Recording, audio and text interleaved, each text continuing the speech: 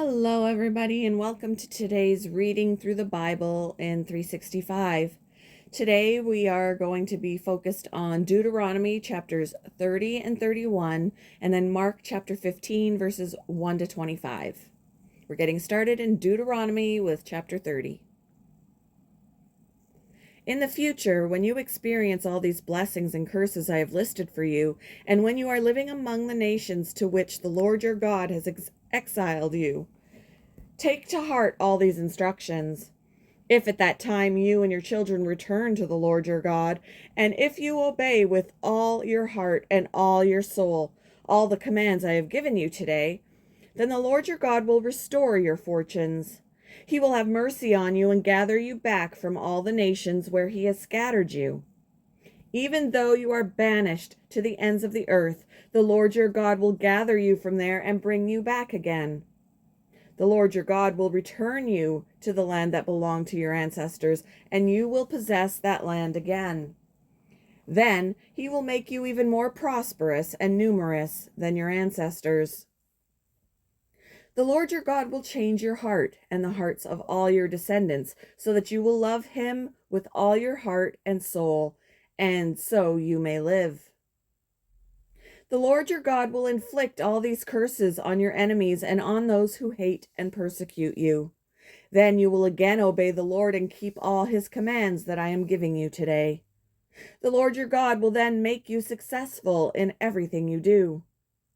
He will give you many children and numerous livestock, and he will cause your fields to produce abundant harvests, for the Lord will again delight in being good to you as he was to your ancestors. The Lord your God will delight in you if you obey his voice and keep the commands and decrees written in this book of instruction, and if you turn to the Lord your God with all your heart and soul. This command I am giving you today is not too difficult for you, and it is not beyond your reach. It is not kept in heaven, so distant that you must ask, who will go up to heaven and bring it down so we can hear it and obey? It is not kept beyond the sea, so far away that you must ask, who will cross the sea to bring it to us so we can hear it and obey? No, the message is very close at hand. It is on your lips and in your heart, so that you can obey it. Now listen, today I am giving you a choice between life and death, between prosperity and disaster. For I command you this day to love the Lord your God and to keep his commands, decrees, and regulations by walking in his ways. If you do this, you will live and multiply, and the Lord your God will bless you and the land you are about to enter and occupy. But if your heart turns away and you refuse to listen, and if you are drawn away to serve and worship other gods, then I warn you now that you will certainly be destroyed. You will not live a long, good life in the land you are crossing the Jordan to occupy. Today, I have given you the choice between life and death, between blessings and curses. Now I call on heaven and earth to witness the choice you make. Oh, that you would choose life so that you and your descendants might live. You can make this choice by loving the Lord your God, obeying him, and committing yourself firmly to him. This is the key to your life. And if you love and obey the Lord, you will live long in the land the Lord swore to give your ancestors, Abraham, Isaac, and Jacob. Chapter 31. When Moses had finished giving these instructions to all the people of Israel, he said, I am now 120 years old, and I am no longer able to lead you. The Lord has told me you will not cross the Jordan River. But the Lord your God himself will cross over ahead of you. He will destroy the nations living there, and you will take possession of their land. Joshua will lead you across the river just as the Lord promised. Sorry, I lost my spot for a second. Okay. The Lord will destroy the nations living in the land, just as he destroyed Sihon and Og, the kings of the Amorites. The Lord will hand over to you the people who live there, and you must deal with them as I have commanded you.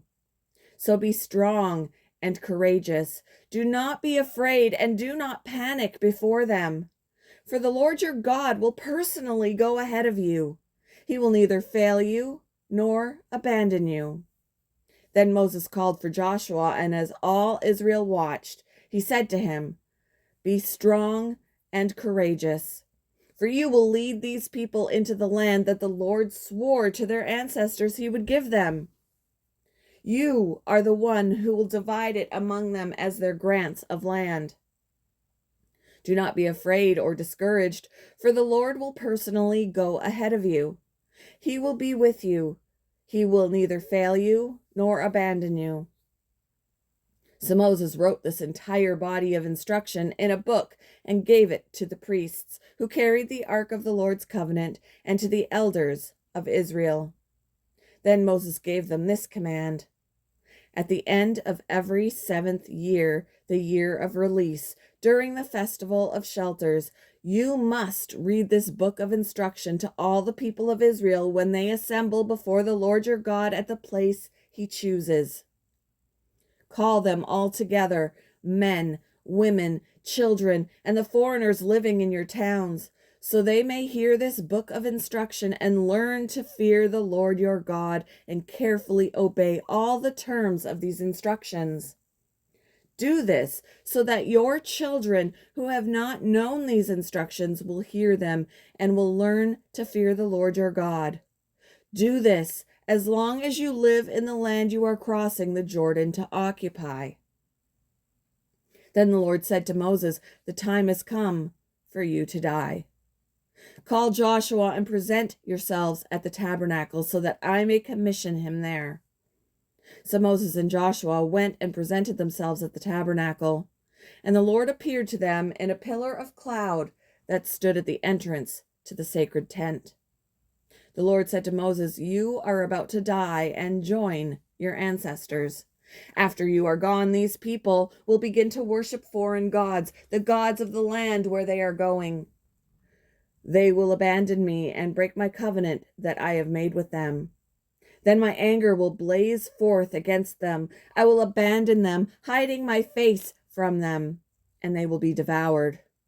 Terrible trouble will come down on them, and on that day they will say, 'These disasters have come down on us because God is no longer among us.' At that time I will hide my face from them on account of all the evil they commit by worshiping other gods.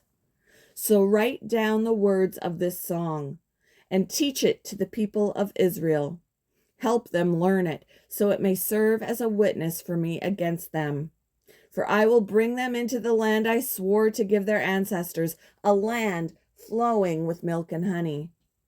There they will become prosperous, eat all the food they want, and become fat. But they will begin to worship other gods. They will despise me and break my covenant. And when great disasters come down on them, this song will stand as evidence against them, for it will never be forgotten by their descendants. I know the intentions of these people. Even now, before they have entered the land I swore to give them." So that very day, Moses wrote down the words of the song and taught it to the Israelites.